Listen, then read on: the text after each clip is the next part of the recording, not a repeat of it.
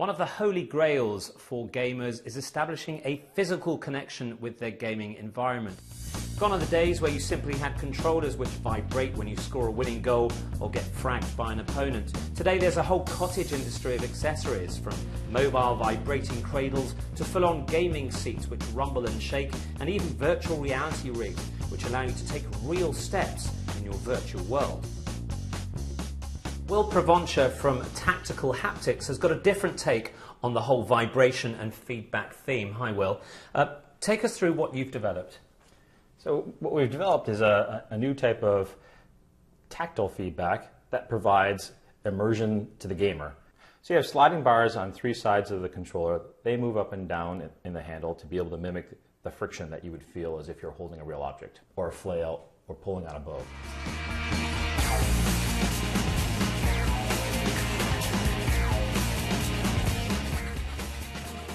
Okay, so I've got a sword here. I'm holding two swords, and I'm going to jab. Ooh, jabbing my man in the middle there, straight in the chest.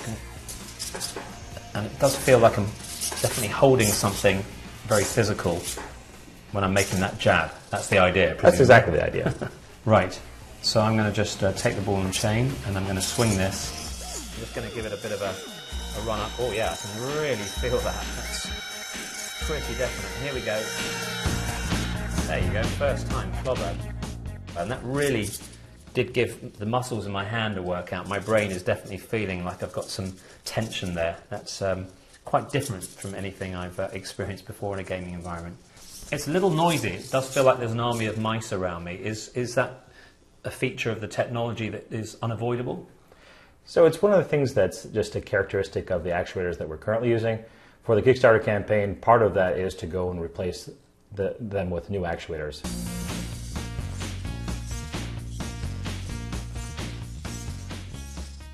So this is early days, obviously. How long do you think it would be before we see a product on the market? You know, I'll say it's probably going to take a couple of years. I don't think it's going to happen overnight. There's nothing like this already that exists in the gaming world.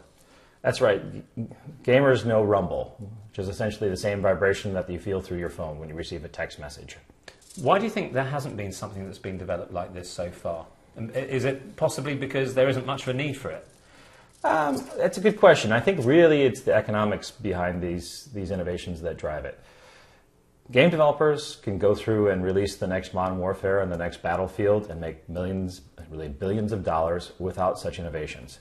What they want is a large customer base, and when you introduce new hardware, you need to have a very large install base to be able to really make money on this. And so there's effectively a chicken and egg problem where new innovation on the hardware side gets squashed because there's no games for it, and game developers won't develop for it because there's not an install base. How is this going to change the economics though?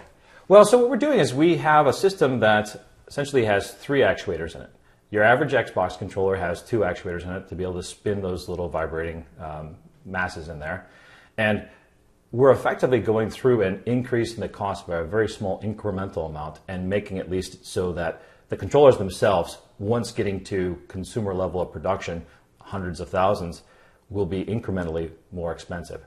Very small addition to the cost there. And that should be able to help drive adoption.